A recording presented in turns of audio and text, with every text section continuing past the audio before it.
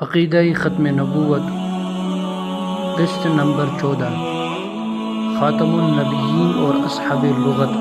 بسم اللہ الرحمن الرحیم۔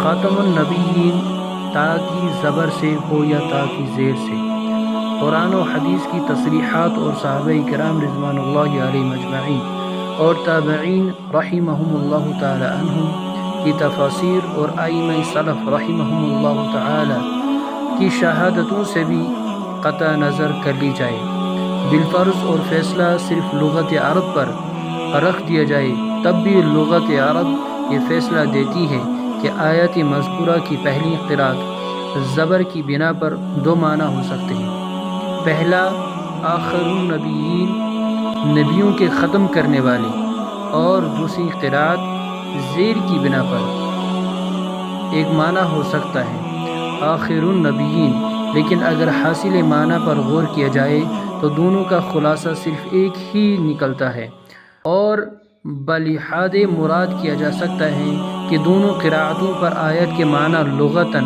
یہی ہیں کہ آپ صلی اللہ علیہ وسلم سب انبیاء کرام علیہ السلام کے آخر میں آئے ہیں، آپ صلی اللہ علیہ وسلم کے بعد کوئی نبی پیدا نہیں ہو سکتا۔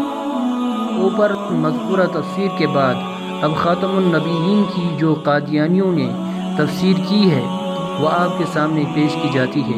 مرزا قادیانی نے آیت خاتم النبیین کی مختلف ادوار میں 3 مختلف تفسیریں کی ہیں۔ پہلا دور 1901 عیسوی سے پہلے، اس دور میں مرزا قادیانی ختم نبوت کا قائل تھا اور حضرت صلی اللہ علیہ وسلم کے بعد کسی بھی مدعی نبوت کو کافر، کاذب اور دائرہ اسلام سے خارج سمجھتا تھا۔ ملاحظہ فرمائیں آیت مذکورہ کا ترجمہ مرزا قادیانی کے قلم سے: ما كان محمد ابا احد من رجالكم ولكن رسول الله وخاتم النبيين وكان الله بكل شيء عليما۔ سورہ احزاب آیت نمبر 40۔ ترجمہ: محمد صلی اللہ علیہ وسلم تم میں سے کسی مرد کا باپ نہیں، مگر وہ رسول اللہ ہے اور ختم کرنے والا ہے نبیوں کا۔ ازالہ اوہام صفحہ نمبر 614 اور روحانی خزائن جلد نمبر 3 صفحہ نمبر 431 از مرزا قادیانی۔